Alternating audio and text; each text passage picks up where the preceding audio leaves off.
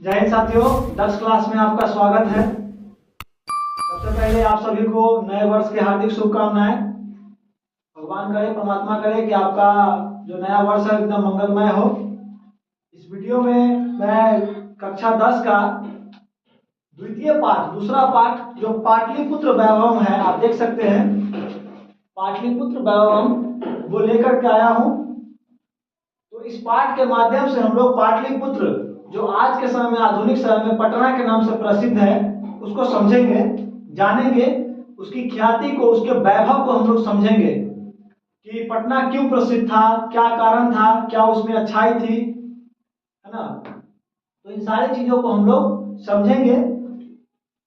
तो ज्यादा समय को न गवाते हुए हम लोग क्या कर देते हैं कि समझने की कोशिश करते हैं। हाँ, इसको समझाने से पहले मैं एक और बात बताना चाहूंगा।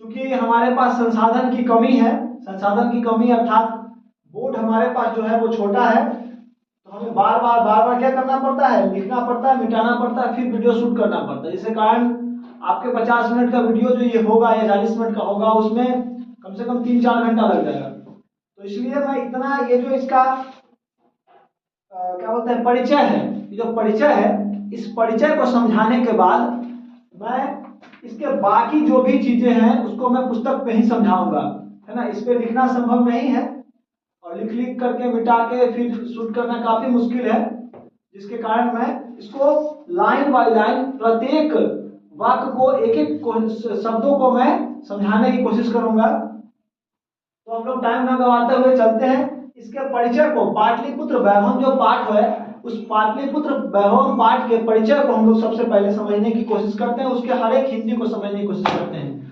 और मैं आपको बार बार यही बोलता हूं कि संस्कृत से हिंदी करने पे मैं जोर इसलिए देता हूं क्योंकि सबसे बड़ी बात यह कि आज के टाइम में जितने भी आपके परीक्षा हो रहा है उसमें संस्कृत का प्रश्न जो है वो हिंदी में पूछा जाता है। तो इसलिए जरूरी है कि आप संस्कृत को हिंदी में ट्रांसलेट करके समझें, है ना। और उसके बाद आप इसको कोऑर्डिनेट करके क्वेश्चन को सामंजस्य बैठा करके बनाएं। तो हम लोग चलते हैं इस पाठ के परिचय की तरफ। पहला जो लाइन है उसको समझते हैं। बिहार राज्यस्य राजधानी नगरम पाटलिपुत्रम सर्वेषु कालेषु महत्व धार्यम। मतलब बिहार राज्य की जो राजधानी है पाटलिपुत्र, वो सभी कालों में, सभी समयों में अपना महत्वपूर्ण स्थान रखती है ना। इसका जो स्थान है वो क्या है, महत्वपूर्ण है। अस्य इतिहास सार्ध सहस्त्र द्वे वर्ष परिमितः वर्तते। अब इसका मतलब होता है 2500, है ना।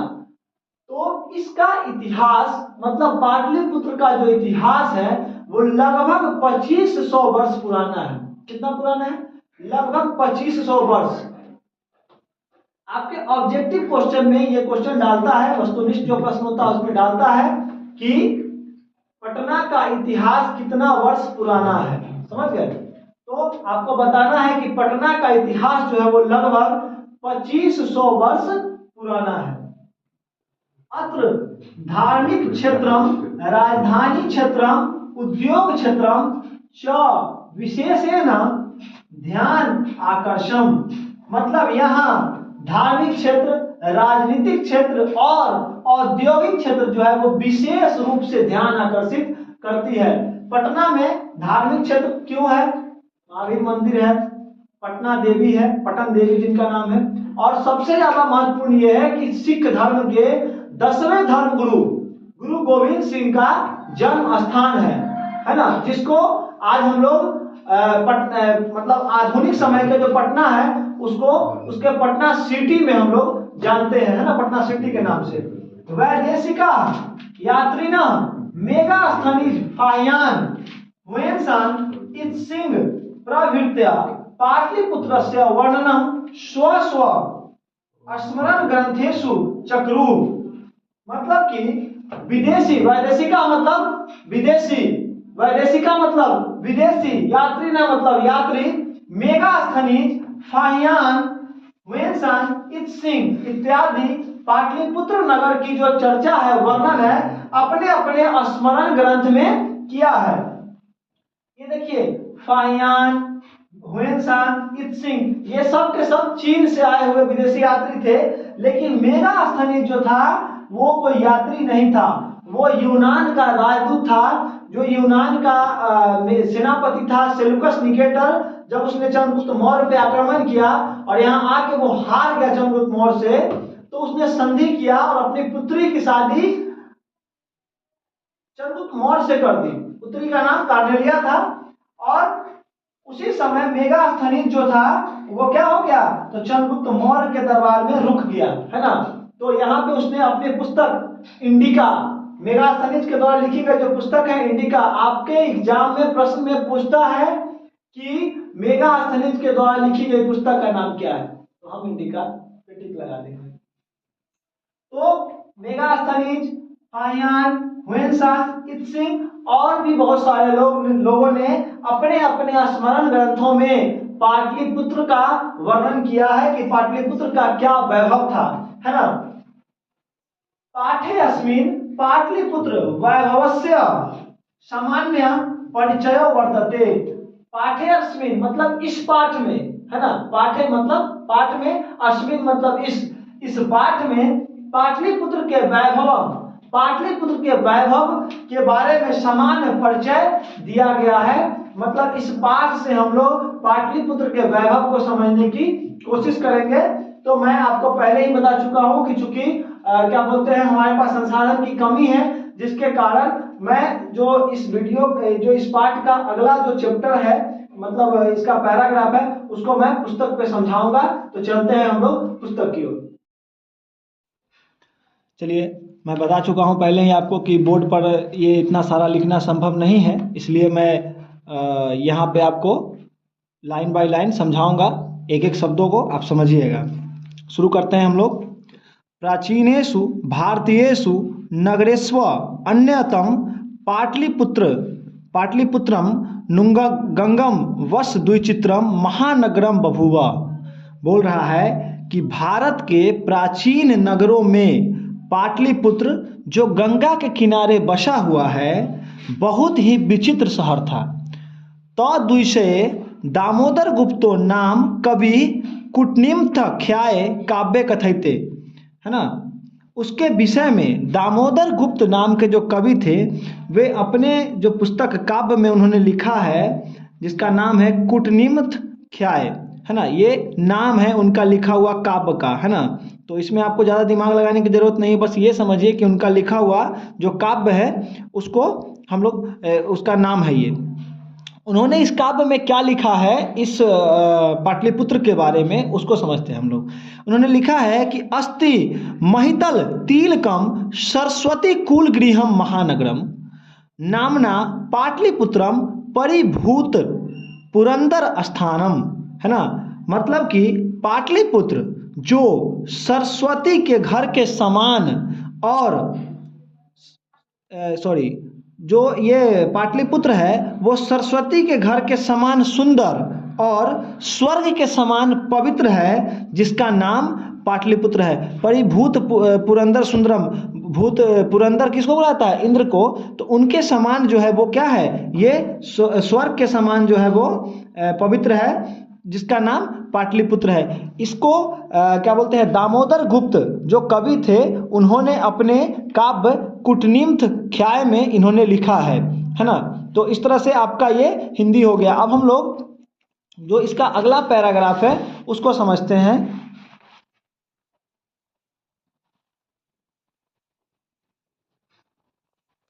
दिख रहा होगा आपको ये, हाँ चलिए समझते हैं हम लोग। इतिहासे श्रूयते यत् गंगायाः तीरे बुद्ध काले पाटली ग्रामः स्थित आसीत्। मतलब इतिहासे श्रूयते मतलब इतिहास में सुना जाता है कि गंगा के किनारे, गंगायाः तीरे मतलब गंगा के किनारे, बुद्ध काले पाटली ग्राम मतलब बुद्ध के समय में पाटली ग्राम अवस्थित था या स्थित था। आसित मतलब था, अस्थि मतलब है ना। तो इतिहास में यह सुना जाता है कि बुद्ध के समय में पाटली ग्राम जो था वो स्थित था। यत्र च भगवान बुद्ध बहुकृत्वा समागत, यत्र मतलब यहाँ भगवान बुद्ध जो थे वो बहुत बार आए थे, है ना। तेन कथित मासित, इसको कथित मासित को आप पढ़ सकते हैं कथितम आसित, यद ग्रामोयम महानगरम भविष्यति किंतु कलहस्य अग्निदाहस्य जलपूर्यस्य च भयात सर्वदा क्रांतम भविष्यति। भगवान बुद्ध ने उसी समय ये कहा था कि ये जो नगर है वो महानगर होगा, है ना, ये जो नगर है वो महानगर होगा, किंतु लेकिन कलह के कारण, कलह का मतलब विपत्ति, जो इस मतलब महानगर पे जो विपत्ति आने वाला है उस विपत्ति के कारण क्या क्या विपत्ति आएगा, तो अग्निदाहस्य मतलब अग्नि आग लगने का डर होगा, जलपुरस्य मतलब बाढ़ आने की संभावना रहेगी, आग लगने का और बाढ़ आने का, भय सर्वदा क्रांतम भविष्यति, इसका हमेशा भय बना रहेगा, आग लगने का और क्या बोलते हैं बाढ़ आने का। तो आप देख सकते हैं आधुनिक काल में भी, आज के समय में भी पटना इतना डेवलप होने के बाद भी गंगा नदी जब अपने उफान पे होती है सावन के महीने में, तो उस समय कभी कहीं कहीं जगहों पे क्या होता है, तो क्या बोलते हैं बाढ़ के पानी घुस जाता है पटना नगर में। अब तो थोड़ा कम हुआ है, बहुत सारे क्या बोलते हैं ये बनने के कारण, बढ़िया रोड बनने के कारण, बढ़िया व्यवस्था होने के कारण, नहीं तो आज से 2-4-5 साल पहले तक पटना के हर एक क्षेत्रों में पानी घुस जाया करती थी बाढ़ का। तो ये बात भगवान बुद्ध ने बहुत साल पहले उन्होंने ये बात भविष्यवाणी कर दी थी, है ना। कालांतरेण पाटलिग्राम एवं पाटलिपुत्रमिति कथितः, काल बोल रहा है कि क्या बोलते हैं कालांतर में यह पाटलिग्राम को ही क्या कहा गया, तो पाटलिपुत्र कहा गया। मैं पहले ही आपको पहले पाठ के शुरुआत में ही बताया था कि पाटलिपुत्र का पहले जो नाम था बुद्ध के समय वो कालांतर था, कालांतर के मतलब पहले जो था वो क्या था, तो पाटलिग्राम था। चंद्रगुप्त मौर्यस्य काले अस्य नगरस्य शोभा रक्षा व्यवस्था च अति उत्कृष्टा दीति यूनान राजदूत मेगास्थनीज स्व स्मरणेषु निरूपयति। चंद्रगुप्त मौर्य के काल में इस नगर की शोभा और रक्षा व्यवस्था जो थी वो अत्यंत उत्कृष्ट थी, मतलब बहुत ही अच्छी थी। मैं आपको पहले ही बता चुका हूँ कि मौर्य वंश के शासक चंद्रगुप्त मौर्य जो थे वो बहुत ही ज़्यादा प्रतापी थे। आपको मैं ये बता दूं कि ये जो मेगास्थनीज की चर्चा हो रही है, मेगास्थनीज कोई हमारे यहाँ क्या बोलते हैं दार्शनिक के रूप में, कोई यात्री के रूप में नहीं आया था, ये आया था सेलुकस निकेटर के साथ। अब सेलुकस निकेटर जो था वो यूनान का एक सेनापति था, उसको किसी ने ये गलत खबर दे दिया कि जो मगध के राजा है वो कमज़ोर हैं, है ना। तो उसने क्या किया कि मगध पे उसने आक्रमण कर दिया यूनान से। लेकिन जब वो यहाँ आया और चंद्रगुप्त मौर्य के सामने उसकी लड़ाई हुई चंद्रगुप्त मौर्य से, तो वो हार गया, इस युद्ध में वो पराजय हुआ। उसके बाद उसने संधि का प्रस्ताव रखा और उसकी पुत्री कार्नेलिया से उन्होंने चंद्रगुप्त मौर्य की शादी कर दी। उन्होंने बोला कि महाराज आप हमारी पुत्री से शादी कर ले और आप संधि कर ले। तो इस तरह से क्या बोलते हैं वो जो है ये संधि हुई, और उसी के साथ जो आया हुआ ये मेगास्थनीज था वो वापस नहीं गया वहाँ पे क्या बोलते हैं यूनान, सेलुकस निकेटर के साथ वो चंद्रगुप्त मौर्य के दरबार में ही रुक गया, है ना। मेगास्थनीज, आपके परीक्षा में एक प्रश्न आता है कि मेगास्थनीज के द्वारा लिखे गए पुस्तक कौन थे, तो आप याद कर ले उसको, ये ऑब्जेक्टिव क्वेश्चन है कि मेगास्थनीज के द्वारा लिखे गए पुस्तक जो है उसका नाम था इंडिका, समझ गए ना। या इस तरह से आएगा कि इंडिका पुस्तक के लेखक कौन है, तो क्या करना है मेगास्थनीज। कभी कभी ये पूछ देता है कि मेगास्थनीज कहाँ का राजदूत था, तो हम उसको बताएंगे कि मेगास्थनीज जो था वो यूनान का राजदूत था, है ना, वो यूनान का राजदूत था। तो ये सारी चीज़ें हम जो है वो एक ऑब्जेक्टिव को भी ध्यान में रखते हुए चलेंगे। तो उसने स्व स्मरणेषु निरूपयति, अपने स्मरण से उसने अपनी पुस्तक में ये लिखा है कि चंद्रगुप्त मौर्य के काल में, काल मतलब समय में, इस नगर की शोभा और रक्षा व्यवस्था जो थी वो बहुत ही ज़्यादा अच्छी थी, है ना। अति उत्कृष्ट मतलब बहुत ही ज़्यादा अच्छी व्यवस्था थी। अस्य नगरस्य वैभवं प्रियदर्शिनः अशोकस्य समय सूत्रा समृद्धम। इस नगर का जो वैभव था वो प्रियदर्शी अशोक के समय भी बहुत समृद्ध हुआ। अब अशोक को ही प्रियदर्शी बोला जाता है, समझ गए ना। अशोक को प्रियदर्शी बोला जाता है। कलिंग युद्ध के बाद जब उन्होंने युद्ध से त्याग कर दिया, बोला कि हम युद्ध नहीं करेंगे, उसके बाद उनको प्रियदर्शी का संज्ञा दिया गया है ना। तो चंद्रगुप्त मौर्य के काल में तो इस जो पाटलिपुत्र है इसकी स्थिति अच्छी थी। अशोक के समय में भी इस काल का इस जो नगर है इसका क्या बोलते हैं स्थिति बहुत ही ज़्यादा अच्छा था। सूत्रा समृद्ध मतलब और समृद्ध हुआ। बहुकालम पाटलिपुत्रस्य प्राचीना सरस्वती परंपरा प्रावर्तित इति राजशेखर स्वकाव्य मीमांसा नाम के कवि शिक्षा प्रमुखे ग्रंथे सादरा स्मरन्ति। बहुत प्राचीन समय से ही पाटलिपुत्र जो है का प्राचीन शिक्षा व्यवस्था प्रचलित थी। पाटलिपुत्र का जो शिक्षा व्यवस्था है वो प्राचीन समय से ही चली आ रही थी और बहुत ज़्यादा प्रचलित थी। ऐसा इति मतलब यह राजशेखर, जो राजशेखर एक कवि है, उन्होंने अपने पुस्तक काव्य मीमांसा, उनका जो काव्य था उसका नाम था काव्य मीमांसा नाम के पुस्तक में ग्रंथ में उन्होंने सादर स्मरण किया है इस बात को कि यहाँ की जो शिक्षा व्यवस्था थी वो बहुत ही ज़्यादा क्या थी तो प्रचलित थी, है ना। अब हम लोग समझते हैं कि क्या लिखा है उन्होंने। अत्रो पवर्ष वर्षा विहि पाणिनि पिंगला विहि व्याधि वर रुचि पतंजलि परीक्षिता ख्यातिम उप जगमुह। मतलब कि यहाँ वर्षों तक पाणिनि पिंगल पतंजलि जैसे विद्वान ज्ञान का विस्तार कर ख्याति किए हैं। यहीं से जो पाणिनि है, पतंजलि है ना, और क्या बोलते हैं आपको व्याधि है, पिंगल है, ये सब लोग जो थे वो सब लोग यहीं से ज्ञान को प्राप्त करके और पूरे विश्व में इसका प्रचार प्रसार किया है, इसका ख्याति को फैलाया है। तो इस तरह से राजशेखर ने अपना जो पुस्तक लिखा उसका नाम क्या है, काव्य मीमांसा। ये आपके ऑब्जेक्टिव में पूछ सकता है कि राजशेखर के द्वारा लिखी गई जो पुस्तक है उसका नाम क्या है, तो आप उसको ध्यान में रखेंगे, काव्य मीमांसा। हम लोग जब चैप्टर पढ़ें तो हमारा चैप्टर पढ़ने का पूरा फोकस ये हो कि एक एक चीज़ को हम लोग लेके चले, कुछ भी छूटना नहीं चाहिए, है ना। अब हम लोग आगे देखते हैं अगला पैराग्राफ को, ठीक है।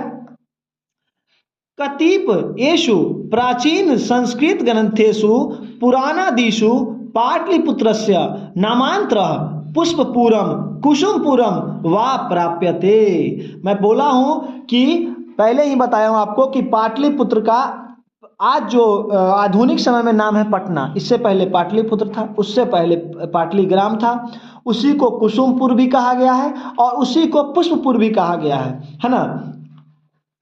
तो यहाँ कह रहा है कतिपयेषु प्राचीन संस्कृत ग्रंथेषु, मतलब कुछ प्राचीन संस्कृत ग्रंथ पुराण आदि में पाटलिपुत्र का दूसरा नाम पुष्पपुर और कुसुमपुर भी लिखा हुआ मिलता है या प्राप्त होता है ना। कुछ जो संस्कृत के प्राचीन ग्रंथ है, पुराण है, उनमें पाटलिपुत्र का नाम जो है वो क्या लिखा हुआ मिलता है, तो पुष्पपुर या कुसुमपुर प्राप्त होता है, ठीक है। अनेन ज्ञायते यत् नगरस्य अस्य समीपे पुष्पानां बहुलम उत्पादनम भवति स्म।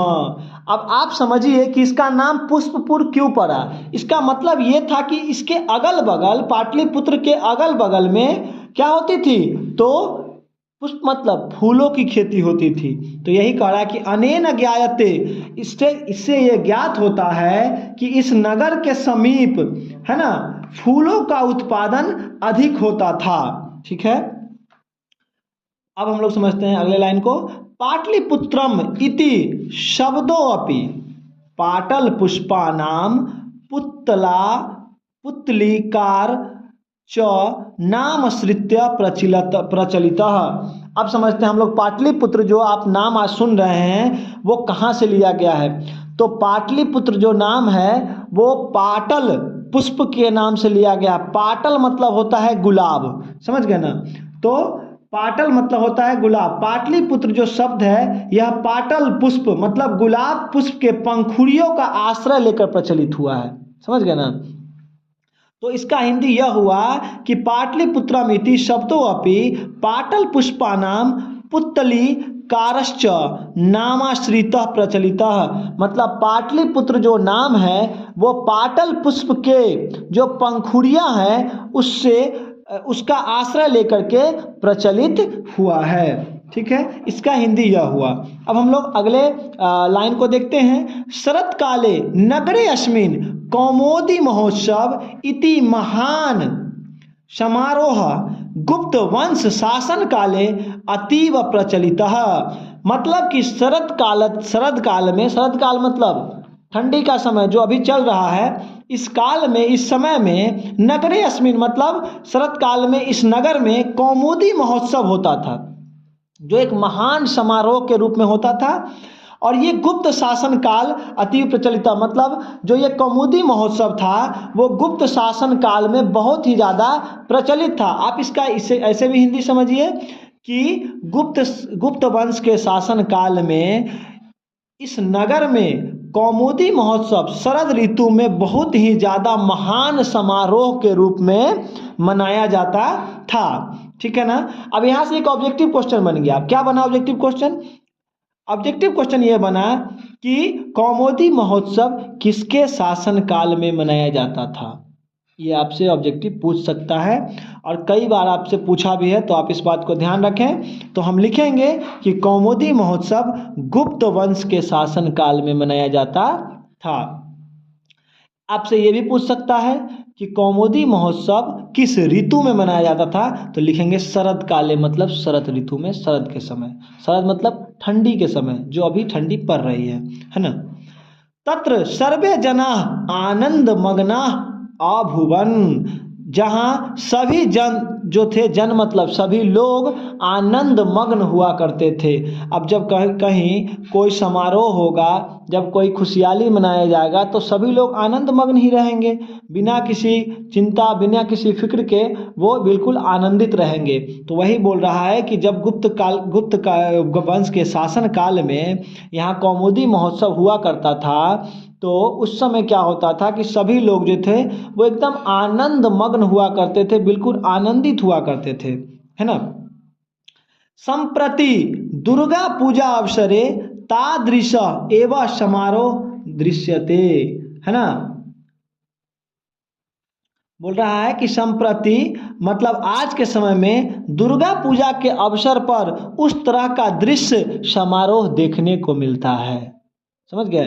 बोल रहा है कि संप्रति मतलब आज के समय में या आधुनिक समय में दुर्गा पूजा अवसरे मतलब दुर्गा पूजा के अवसर पर तादृश मतलब वैसा एवं समारोह दृश्यते वैसा समारोह देखने को मिलता है या देखा जाता है। इस तरह से आपका ये जो है क्या बोलते हैं पैराग्राफ कंप्लीट हुआ। अब हम लोग अगले पैराग्राफ को देखते हैं। काल चक्र वशाद यद्यपि मध्यकाले पाटलिपुत्रम वर्ष सहस्र परिमितम जीर्णता मनभूत। बोल रहा है कि समय परिवर्तन के कारण यद्यपि मध्यकाल में जो है ना पाटलिपुत्र हजारों वर्ष तक अस्त व्यस्त रहा है। अब समझिएगा इसका पीछे रीजन क्या है। काल चक्र का मतलब समय परिवर्तन। जब कहीं किसी भी क्षेत्र में क्या होता है, राजा चेंज होता है, मतलब राजा का परिवर्तन होता है, तख्ता पलट होता है, तो उस जो क्षेत्र है उसका भी धीरे धीरे क्या होने लगता है, या तो कोई अच्छा राजा आया तो विकास किया, अच्छा नहीं आया तो विकास नहीं किया। तो इस तरह से अस्त व्यस्त हो जाता है, छिन्न भिन्न हो जाता है। समझिएगा चीज़ों को कि अगर कोई युद्ध कर रहा है वहाँ पे तो वहाँ बहुत सारी चीज़ें बिगड़ जाती है। तो वही बोल रहा है कि समय परिवर्तन के कारण पाटलिपुत्र जो था वो हजारों वर्ष तक अस्त व्यस्त है ना रहा है। तस्य संकेतः अनेकेषु साहित्य ग्रंथेषु मुद्रा राक्षसादिषु लभ्यते, जिसका संकेत अनेक साहित्य ग्रंथों और मुद्रा राक्षस में प्राप्त होता है। ये संस्कृत का एक ग्रंथ है, मुद्रा राक्षस लिखी गई पुस्तक है, समझ गए ना। तो यही बोल रहा है कि उसका संकेत जो है सो अनेक संस्कृत ग्रंथों में और मुद्रा राक्षसों में लभ्यते मतलब प्राप्त होता है। ठीक है, अब हम लोग अगला लाइन को देखते हैं। मुगल वंश काले अस्य मुगल वंश काले अस्य नगरस्य समृद्धारो जातः, मतलब मुगल वंश के शासन काल में इस नगर का और भी ज़्यादा उजागर हुआ।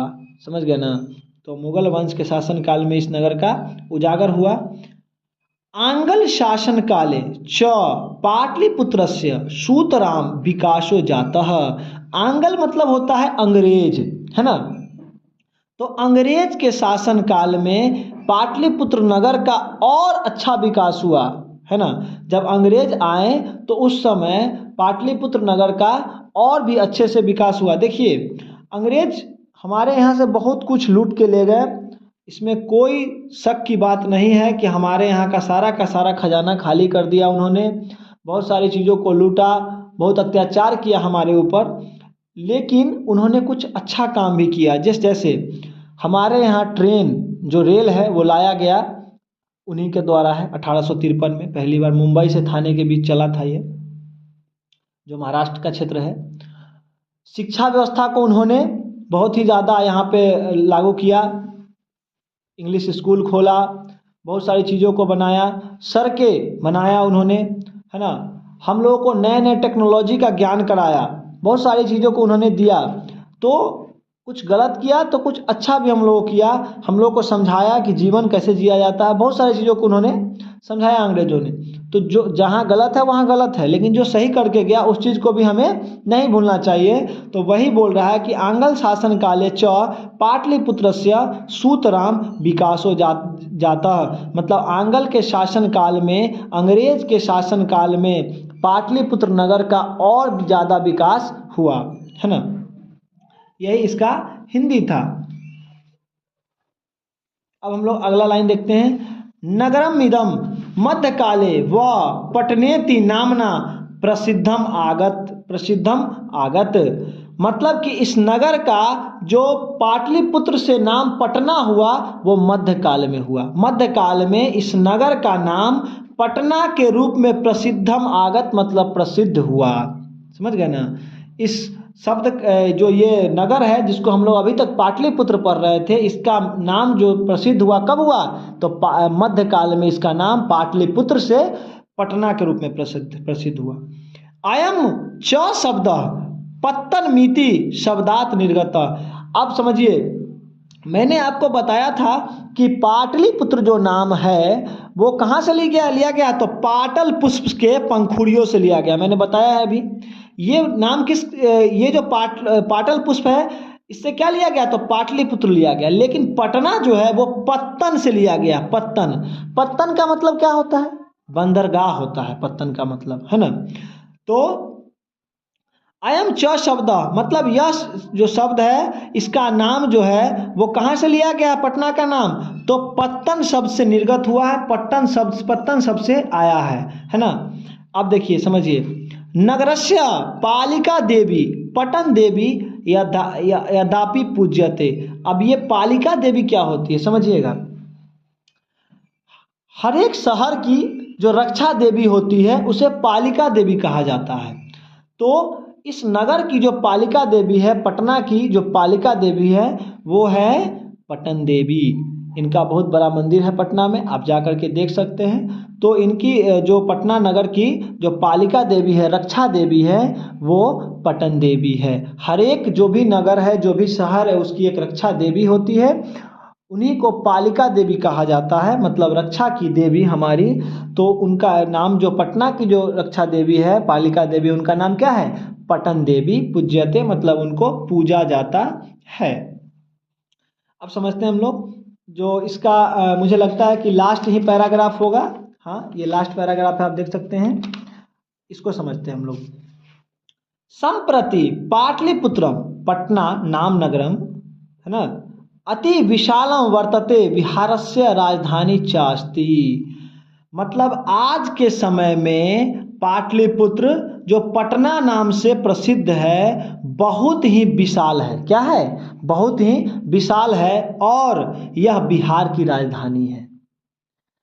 संप्रति मतलब आज के समय पाटलिपुत्र मतलब पाटलिपुत्र या पटना, जिसका नाम आज पटना है, वो अति विशालम वर्तते, बहुत ज़्यादा विशाल है, काफ़ी बड़ा हो गया है और बिहार की राजधानी है। देखिए, जिस समय ये मगध हुआ करता था या मतलब क्या बोले इसको कि मध्यकाल में, गुप्त काल में, मौर्य काल में, जब जो पटना हुआ था, पाटलिपुत्र था, वो इतना बड़ा नहीं था, इतना डेवलप, इतना विकसित नहीं था। लेकिन आज के समय में तो पटना काफ़ी विकसित हो गया है ना। आप देख सकते हैं उसका प्रमुख स्थान गांधी मैदान का क्षेत्र है, लेकिन उधर दानापुर तक चला गया है ना, बिहटा तक चला गया है पटना जो लोग गए होंगे, रहते होंगे, वो जानते हैं कि पटना कितना विकसित हो चुका है। तो यही बोल रहा है कि पाटलिपुत्र जो है वो आज के समय में अति विशाल, बहुत काफ़ी बड़ा हो गया है और यह बिहार की राजधानी है। अनुदीनम नगरस्य विस्तारा भवति, आए दिन, अनुदीनम मतलब आए दिन, नगरस्य मतलब नगर का, विस्तारा भवति, इस नगर का विस्तार होता रहता है। अभी आप देख रहे हैं पटना में मेट्रो आ गया है, मेट्रो का काम चल रहा है, बहुत जल्दी ही पटना में मेट्रो की शुरुआत हो जाएगी, तो पटना भी एक मेट्रो सिटी के रूप में उभर कर आ जाएगा सामने हमारे। तो वही चीज़ कह रहा है कि आए दिन पटना का जो विकास है, विस्तार है, वो होता रहता है या हो रहा है। अस्य उत्तरस्याम दिशि गंगा नदी प्रवहती, इसके उत्तर दिशा में गंगा नदी प्रवाहित होती है।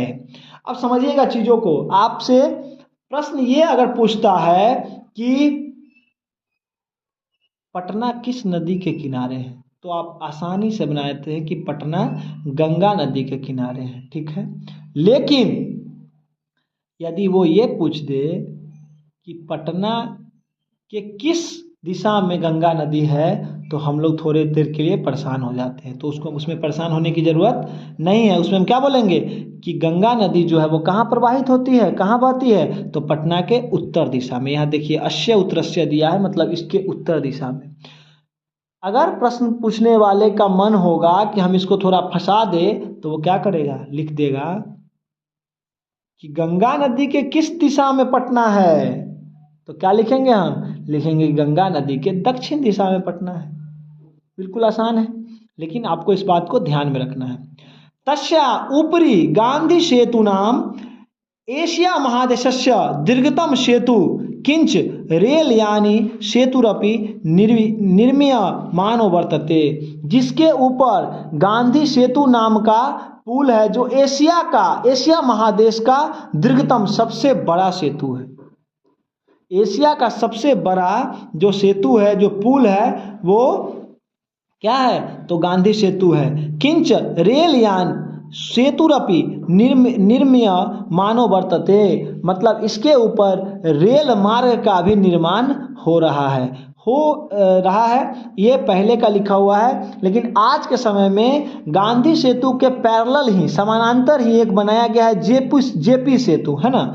तो जेपी सेतु में जो व्यवस्था है, उसमें व्यवस्था ये है कि ऊपर जो है वो चलती है गाड़ियाँ और उसके जस्ट नीचे चलती है रेल। तो एक ही पुल में दोनों व्यवस्था किया गया है। ये आज के समय में कुछ 5-7 साल पहले ये पुल बन के तैयार है और उसका इस्तेमाल भी लोग अब अच्छे से कर रहे हैं। नगरे अस्मिन् उत्कृष्ट अवशेष महावीर मंदिरम इत्येते दर्शनीया सन्ति, है ना। मतलब कि इस नगर में उत्कृष्ट, नगरे अस्मिन् उत्कृष्ट, देखिएगा यहाँ पे थोड़ा मेरा कंफ्यूजन में एक लाइन छूट गया है। नगरे अस्मिन् उत्कृष्ट संग्रहालयः, उच्च न्यायालयः, सचिवालयः, गोलगृहं, तारामंडलम, जैविक उद्यानम, मौर्यकालिक अवशेष, महावीर मंदिरम इत्येते दर्शनीयाः सन्ति। इस नगर में, नगरे अस्मिन् मतलब इस नगर में, उत्कृष्ट मतलब उत्कृष्ट, उच्च, संग्रहालय है, म्यूजियम है ना। देखने के लिए क्या क्या यहाँ पे है, क्या विशेषता है पटना का, क्या विशेषता है पाटलिपुत्र का, उसको हम लोग समझेंगे ना। तो वही बोल रहा है कि इस नगर में उत्कृष्ट संग्रहालय है, उच्च न्यायालय है, हाई कोर्ट है, सचिवालय है। सचिवालय किसको बोला जाता है, जहाँ पे डिस्ट्रिक्ट के उस जिला के पुलिस कप्तान, जिनको SP superintendent of police, DM जिनको कलेक्टर भी बोला जाता है, कलेक्टर जिनका डिस्ट्रिक्ट मजिस्ट्रेट हुआ, आईएएस वो बैठते हैं, और बाकी जो प्रशासनिक इकाई है वो बैठते हैं। गोल गृहम, गोलघर है। आप गांधी मैदान के थोड़े से बगल में गोलघर है, बगल में क्या उसी के आसपास बिल्कुल सटा हुआ है। तारामंडल है। जैविक उद्यान मतलब चिड़ियाघर है। मौर्यकालिक अवशेष है, मौर्य काल में जो भी काम हुआ उसके कुछ अवशेष है जिसको बड़े ही संभाल करके रखा गया है आने वाली पीढ़ियों को दिखाने के लिए। महावीर मंदिर है, पटना जंक्शन के जस्ट सामने महावीर मंदिर है जो काफ़ी प्रचलित है। मतलब वहाँ जो महावीर हैं, जो हमारे बजरंगबली हैं, वो काफ़ी क्या बोलते हैं, उनको माना जाता है कि उनसे जो भी चीज़ें मांगी जाती है उसकी वो पूर्ति करते हैं। इत्येते दर्शनीया सन्ति, ये सारी चीज़ें दर्शन के लिए है, जिसको आप पटना में आएंगे तो इन सभी जगहों पे घूम सकते हैं, इनका दर्शन कर सकते हैं, है ना। प्राचीन पटना नगरे सिख संप्रदायस्य पूजनीयम स्थलम, है ना। मैं इस क्लास को स्टार्ट करने से पहले इस वीडियो को समझाने के टाइम ही बताया था कि पटना जो है वो धार्मिक रूप से क्यों महत्वपूर्ण है। तो अभी हम लोग इस लाइन को, जब इस वाक्य को आप पढ़ेंगे तो आप समझ जाएंगे कि क्यों प्रचलित है या क्यों महत्वपूर्ण है। समझिएगा। प्राचीन पटना नगरे सिख संप्रदायस्य पूजनीयम स्थलम दशम गुरोः गोविंद सिंहस्य जन्मस्थानम गुरुद्वारेति नामना प्रसिद्धम वर्तते। मतलब प्राचीन पटना नगर जो है वो सिख संप्रदाय के जो 10वें गुरु थे, गुरु गोविंद सिंह जी, उनका जन्म स्थल है, इसलिए वो पूजनीय है। आज बहुत ही ज़्यादा पूजनीय माना जाता है ना। और उसको हम लोग गुरुद्वारा के नाम से वो प्रसिद्ध है, हम लोग गुरुद्वारा के नाम से जानते हैं। मैं पहले ही बताया हूँ कि ये जो गुरुद्वारा है ये कहाँ पे है, पटना में। तो पटना सिटी में जो है ये स्थित है। तत्र देशस्यास्य तीर्थयात्रिणः दर्शनार्थम आयन्ति, जहाँ पे देश के अनेक भागों से, सभी भागों से तीर्थयात्री दर्शन करने के लिए आते हैं। तो इसलिए पटना जो है वो क्यों प्रचलित है धार्मिक रूप से, क्योंकि यहाँ एक तो महावीर मंदिर है, पटन देवी माँ है, और साथ ही साथ सबसे ज़्यादा प्रसिद्ध ये है कि सिख संप्रदाय के 10वें गुरु गोविंद सिंह जी का जन्म स्थान है, जिसको हम लोग गुरुद्वारा के नाम से जानते हैं। और ये आज के पटना सिटी में स्थित है ना। इसका लास्ट जो लाइन है उसको हम लोग अभी समझने की कोशिश करेंगे, है ना। देखिए आपको दिख रहा होगा या नहीं भी दिख रहा होगा थोड़ा।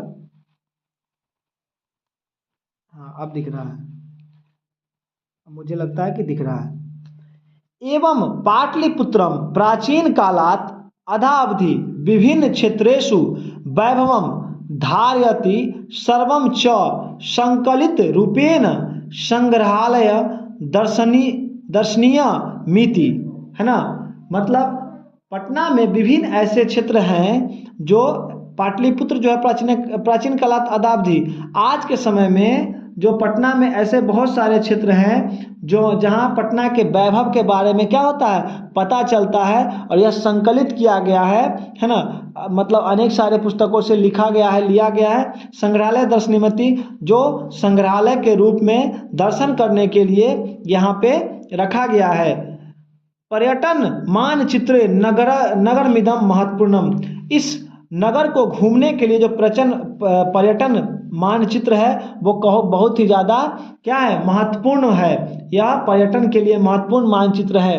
पर्यटन का मतलब क्या होता है, जो पर्यटक, जो बाहर से लोग घूमने आते हैं, देखने आते हैं पटना की उत्कृष्टता को, इसकी खूबी को, खासियत को, तो उन्हीं को पर्यटक बोला जाता है। और जो आते हैं उनको पर्यटन, जो ये विभाग है वो पर्यटन विभाग हो गया, तो इसलिए इसको हम पर्यटन बोलेंगे।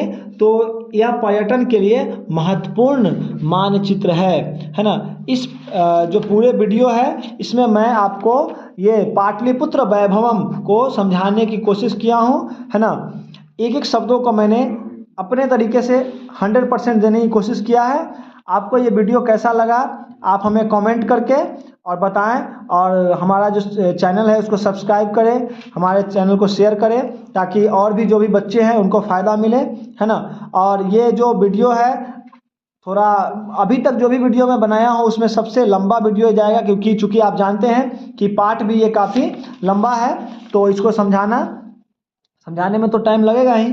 और ये 30-35 या 40 या 50 मिनट का जितना भी वीडियो होगा, इसमें आप इतना नहीं समझिए कि सिर्फ 40 मिनट का मेहनत है, काफ़ी मेहनत लगता है इसमें बनाने में, है ना। तो आप लोग इसे प्यार दें, जैसे पहले के वीडियो में दे रहे हैं। मैं आशा करता हूँ कि आप लोग इसे प्यार देंगे।